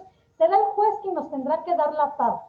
Como Ministerio Público, inclusive, también tenemos la obligación de que tenemos que estar a ese mismo nivel, porque no nada más es decir, oye, el Ministerio Público, o dejar en manos del juez, la medida. Obviamente que yo, Ministerio Público, tendré que seguirme también preparando a ese nivel de decir, a ver, no porque la Constitución y el Código me establezcan de oficio la medida, considerar que vamos más allá de lo que establecen los tratados y obviamente que tratar de justificar ese riesgo procesal, porque obviamente que vuelvo a lo mismo. En un amparo, el juez constitucional que realmente aplique el control convencional, que realmente haga valer los tratados internacionales, la Convención Americana de Derechos Humanos, lo que establece la Corte Interamericana de Derechos Humanos, pues obviamente que va a dejar de lado inclusive lo que establece la Constitución, y entonces ahí es donde también el Ministerio Público tendrá que hacerle frente a esta reforma. O sea, no es solo quedarnos con la reforma, es seguir trabajando conforme a fortalecer y realizar una investigación de calidad objetiva, como lo establece obviamente la Constitución, como lo establece el Código Nacional. El Ministerio Público tiene que ser muy objetivo y pronunciarse en cuanto a los registros que tenga a favor o en contra del imputado, para que realmente tengamos investigaciones de calidad, ¿no? Y obviamente que esto pues va a ser realmente el referente a esta reforma, ¿no? No quedarnos únicamente a rajatabla con lo que establece la Constitución y la armonización de la ley secundaria, que es el Código, sino que realmente analizar cada caso en particular y en relación a eso, fortalecer y analizar si realmente hay esos, ¿cómo se llaman? Esos principios, si realmente se cumple con la idoneidad de la medida que estamos solicitando, si es necesaria, si es una medida razonable, si es proporcional a los hechos analizados. Y también, desde luego, aquí el juez tendrá que hacer una valoración en cuanto a lo que también hay una jurisprudencia que se encuentra bajo el registro 2019-276, realizar su test de proporcionalidad y verificar si efectivamente la medida cautelar que se está solicitando es acorde a esas necesidades que se requieren.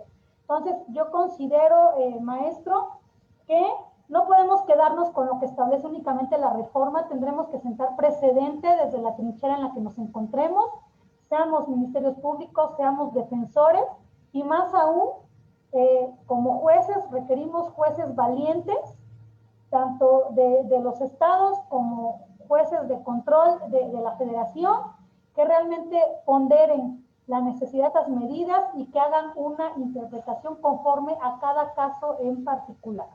Muchas gracias, maestro. Sería mi postura en cuanto a lo que usted menciona. Muchas gracias, maestra Irene. Y bueno, recapitulando las ideas que nos vierte en esta segunda intervención, usted cuestiona qué va a pasar después de abril de 2024, cuando transcurran estos 5 años que establece el artículo transitorio número 4 de la citada reforma a que ya hizo alusión la doctora Erika Bardales. ¿Qué se está tutelando realmente? Usted lo menciona, ¿el bien jurídico o realmente el riesgo procesal? Y yo agregaría algo. La política de Estado de este periodo presidencial ha sido apostarle a los recursos energéticos. Lo vimos en las primeras semanas de enero de 2019, en donde se puso en riesgo la distribución del combustible y obviamente establecer en estos catálogos de delitos el robo de hidrocarburos, de petroquímicos y petrolíferos. Es decir, el Estado tiene un interés muy especial en la cuestión energética y de hecho lo estamos viendo con estas reformas constitucionales. Y obviamente se está dejando de lado la eficiencia, la eficacia, no solamente del sistema penal de justicia acusatorio, sino además la determinación de apostar a una prisión preventiva oficiosa o a la necesidad de que los operadores jurídicos del sistema justifiquen la necesidad de la imposición de la medida cautelar.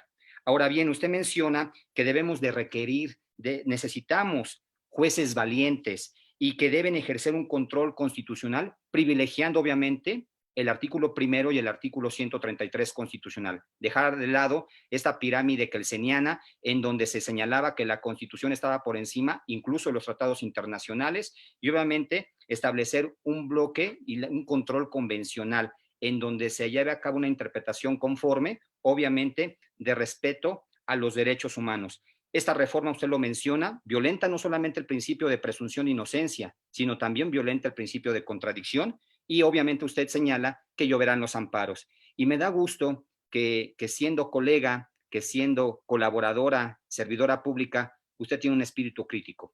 Podríamos pensar que tanto usted como la doctora Erika Bardales íbamos a defender esta reforma, pero estamos haciendo un ejercicio objetivo y estamos siendo muy críticos y muy transparentes en que cuanto a esta reforma no representa necesariamente la continuidad de la idea esencial del sistema de justicia penal. Los jueces, dice usted, están obligados a llevar un control de convencionalidad, incluso los ministerios públicos deben estar preparados. No podemos quedarnos con el contenido de la reforma, sino que los jueces ponderen y apliquen la interpretación conforme. Es, en resumen, lo expuesto por usted en esta segunda intervención. Tenemos tiempo suficiente para una sesión de preguntas, pero antes de ello, daremos la segunda intervención a la doctora Erika Bardales con qué nos espera con esta reforma, doctora, cómo debemos afrontarla. ¿Qué opinión tiene en cuanto a estos dos puntos? Por favor, doctora. ¿Qué nos espera? Un retroceso, definitivamente. O sea, seamos puntuales para que también los que están escuchándonos de varias entidades federativas puedan participar y se sientan parte de la familia CEP. Entonces, ¿qué nos espera? A mí me parece que nos espera un retroceso en materia de justicia. ¿Cómo podríamos afrontarla? Yo tengo dos perspectivas. Uno, todos estudiando, siendo muy estudiosos del derecho para poder generar argumentaciones, para poder ir impulsando. Ya nos ha ocasionado antes la Corte algún tipo de determinación nueva donde dice, en una nueva reflexión, ¿no? Entonces hay que impulsar desde todos los ámbitos que genere esta nueva reflexión para como lo hemos referido, ya no tengamos la pirámide kelseniana, sino tengamos el control de convencionalidad y constitucionalidad al máximo. Ese sería el primer punto, ¿no? Estudiar, impulsar. Y el segundo es centrarnos mucho en los jóvenes. La verdad, yo creo que personas como Irene, como tú, Norberto, que puedan ayudar en la educación, porque ahí no es capacitación, se capacita al operador o al que ya es profesionista. En la educación de los jóvenes universitarios, ahí tenemos el futuro de México, ahí tenemos el éxito del sistema, el éxito de México. Si ellos lo entienden, si ellos lo comprenden, tienen toda la energía para luchar como un día luchamos nosotros tres hace unos años, cuando éramos todos muy delgados, ¿no? Y no nos paraban y andábamos de arriba abajo, teníamos esa energía, ese ímpetu. Bueno, pues pasemos la estafeta para que estos jóvenes tengan esa energía, ese ímpetu, y nosotros también, ¿no? Pero yo creo que ya más relajados, ya no creo que podamos dormir en el Senado, Irene, y al otro día estar como si nada. Definitivamente eso va a ser muy complicado. Pero los chavos sí, entonces yo le apostaría como segundo, ¿qué hacemos? Apostémosle a los jóvenes. Y yo les dejo abierto a los dos la invitación siempre para acudir a mis clases de la UNAM con mis chicos de licenciatura, para que los conozcan y los ayuden y los impulsen. ¿Vale? Muchas gracias, Norberto. Muchas gracias, Irene. Muchas gracias, doctora Erika. Pues efectivamente, usted responde ante esta pregunta, ¿qué nos espera con esta reforma? Y usted señala muy puntualmente un retroceso. Y la forma de impulsar la reforma para buen término es, primeramente, todos estudiando, los operadores, los jóvenes que vienen detrás de nuestra generación, y obviamente centrarnos y apostando en ellos. Capacitar al operador, pero poniendo énfasis en que a quien se educa es al joven universitario dentro de las aulas universitarias. Y bueno, evidentemente yo creo que se ha abordado la naturaleza de esta reforma, la génesis y cuál es el camino a seguir. 5 años en donde se tiene que evaluar no solamente la eficiencia y la eficacia, sino que realmente haya indicadores que nos permitan determinar que no sea lo político frente a lo jurídico, sino que sea realmente lo jurídico, la esencia del sistema lo que prevalezca. Y bueno, para dar participación también a nuestro público, a nuestro auditorio, vamos a hacer algunas preguntas que nos acaban de llegar. No van dirigidas a alguna en especial, cualquiera de ustedes dos pueden hacer el uso de la palabra y responder la pregunta. La primera, no voy a decir el nombre de la persona, nada más señalar la pregunta. La primera pregunta que nos hace nuestro auditorio. En materia de delitos de corrupción, ¿cómo se verán impactados estos por la reforma? Quien guste dar respuesta, por favor.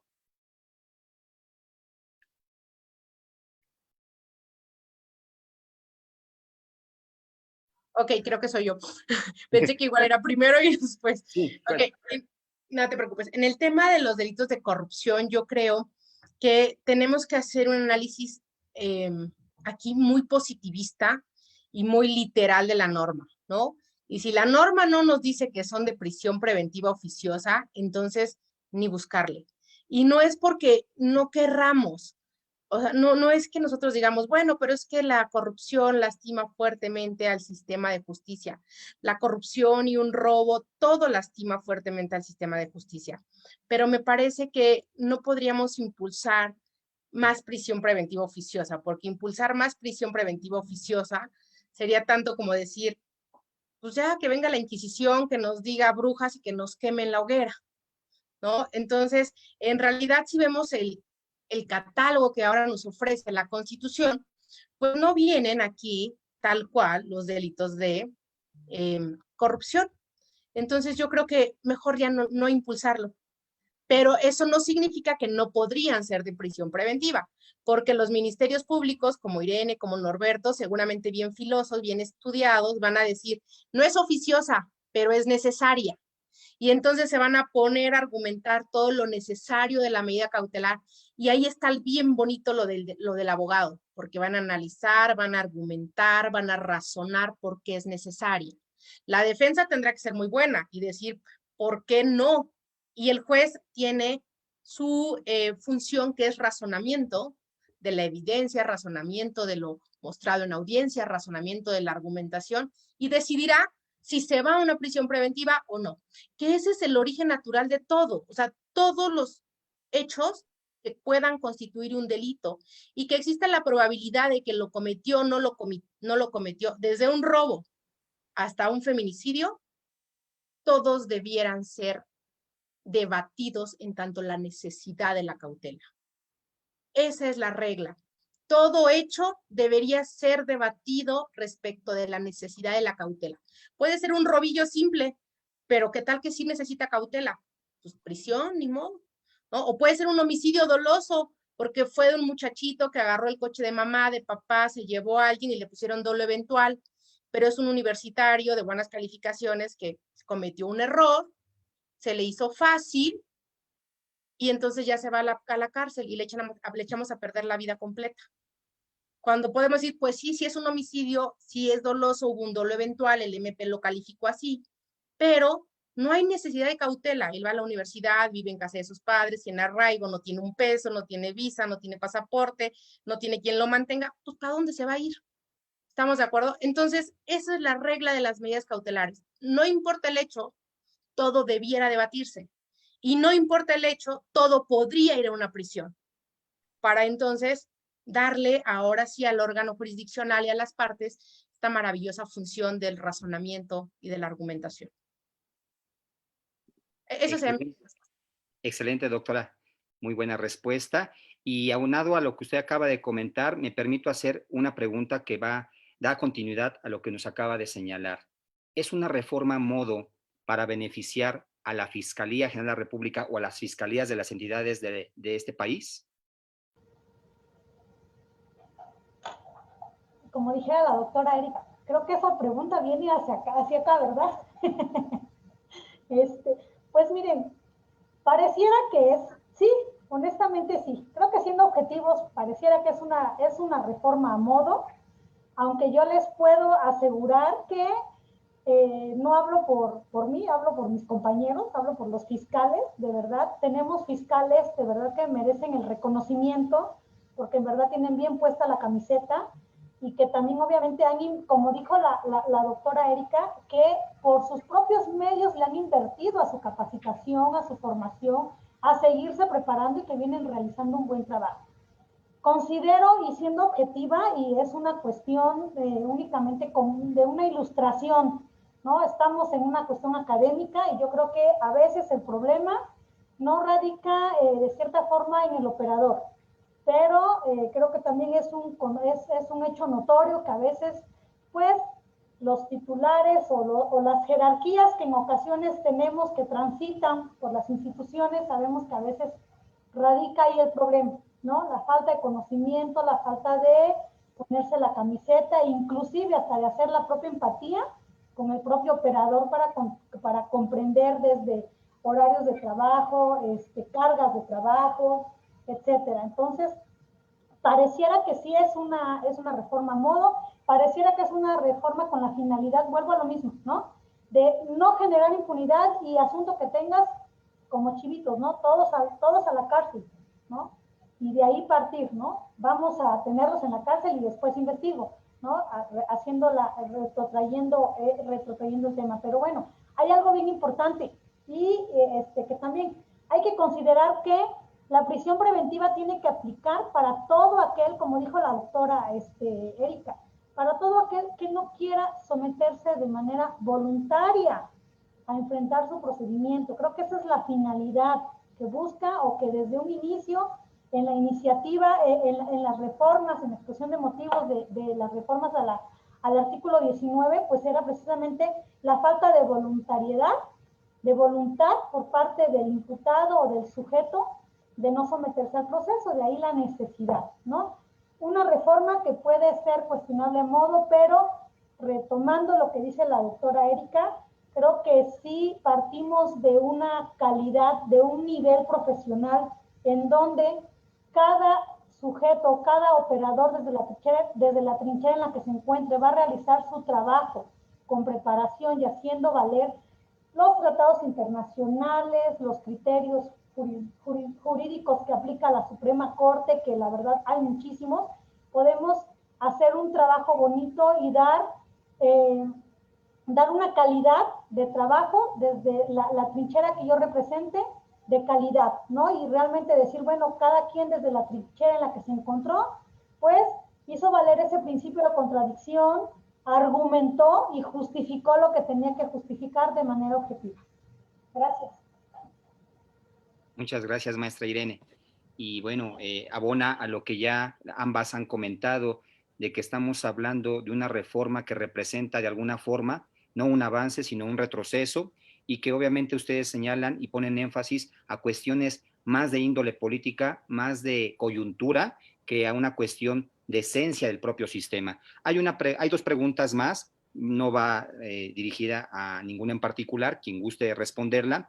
Menciona nuestro público participante, el abuso sexual en la Constitución, en el artículo 19, aparece como oficioso, y en la norma, que me imagino que hace referencia a la norma secundaria, no aparece como delito oficioso. ¿Qué hacemos ahora? O sea, en la Constitución, ¿de cuál me está hablando? El abuso sexual. En la Constitución, el abuso sexual, en el artículo 19, aparece como oficioso. Y en la Abuso o norma, violencia sexual contra menores. exacto. Y en la norma aparece como delito no oficioso. ¿Qué hacemos ante esta antinomia o conflicto? Pues mira, ahorita justo estoy bajándolo porque de ser así, ya sé que no te gusta decir el nombre de la persona, pero la persona que lo ha visto me parece que acaba de descubrir una mina de oro. Nada más déjame confirmarla para que todos los que estamos conectados ahorita lo veamos. ¿Vale? A ver.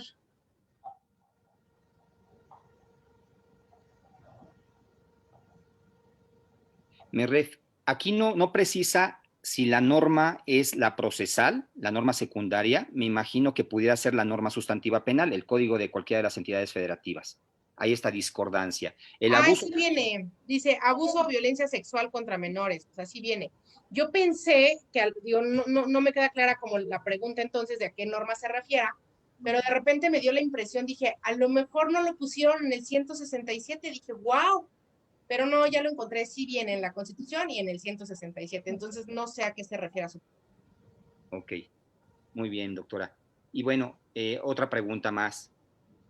Nos preguntan si se comete un delito antes de la reforma del 19 de febrero y se complementa posteriormente, donde ya es prisión, ¿cuál ley se va a aplicar? ¿Prisión oficiosa o no oficiosa?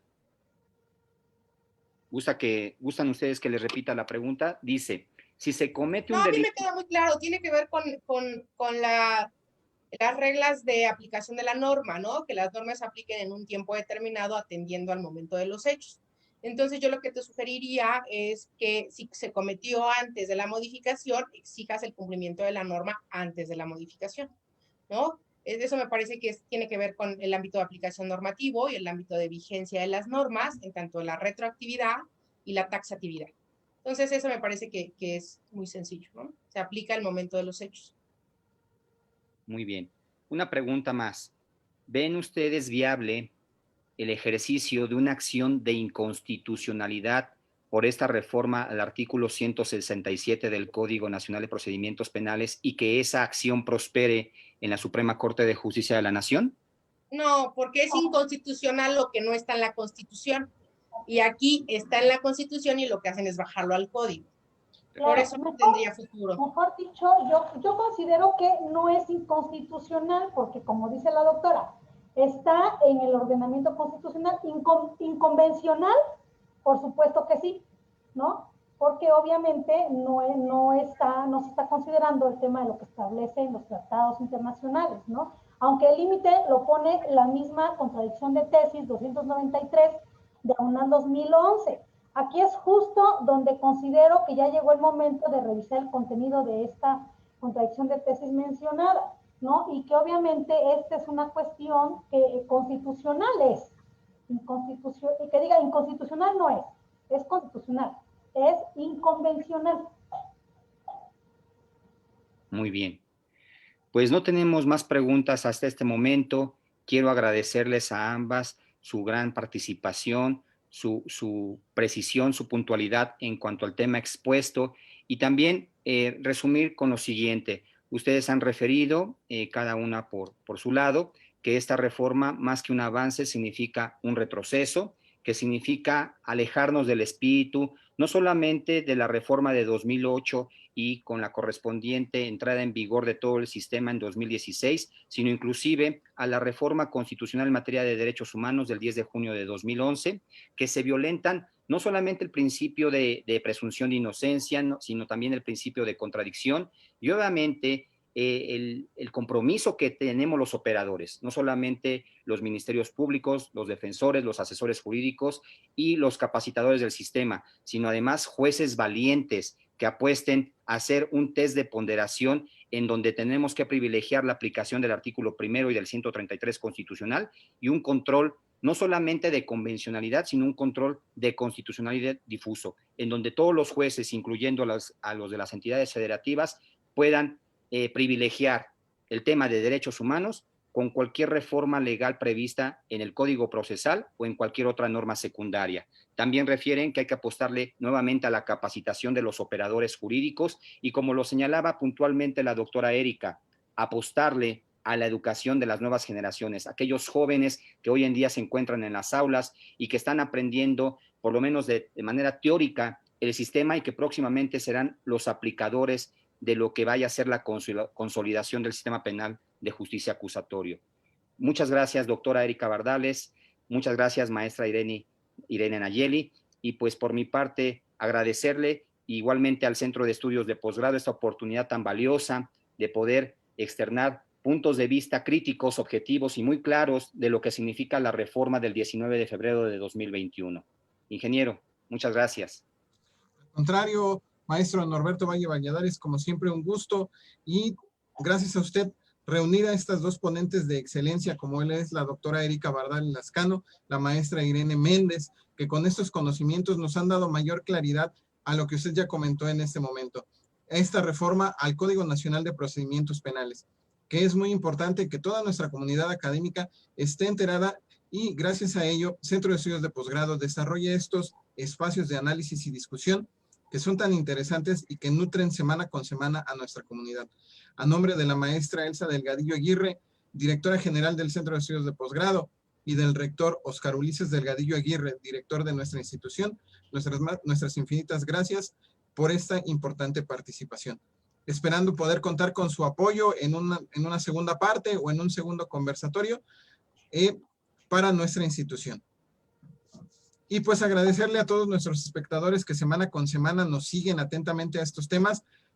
La próxima semana estaremos conmemorando el día lunes, el Día Internacional de la Mujer, el 8 de marzo, con un evento especial en coordinación con el Sindicato de Trabajadores del Poder Judicial de Yucatán y la Internacional de Servicios Públicos. Los esperamos a las 5:30 de la tarde. Agradecerles a todos su participación y desearles una feliz tarde. Muchas gracias. Muchas gracias, ingeniero. Muchas gracias, doctora. Muchas gracias, maestro Nayeli.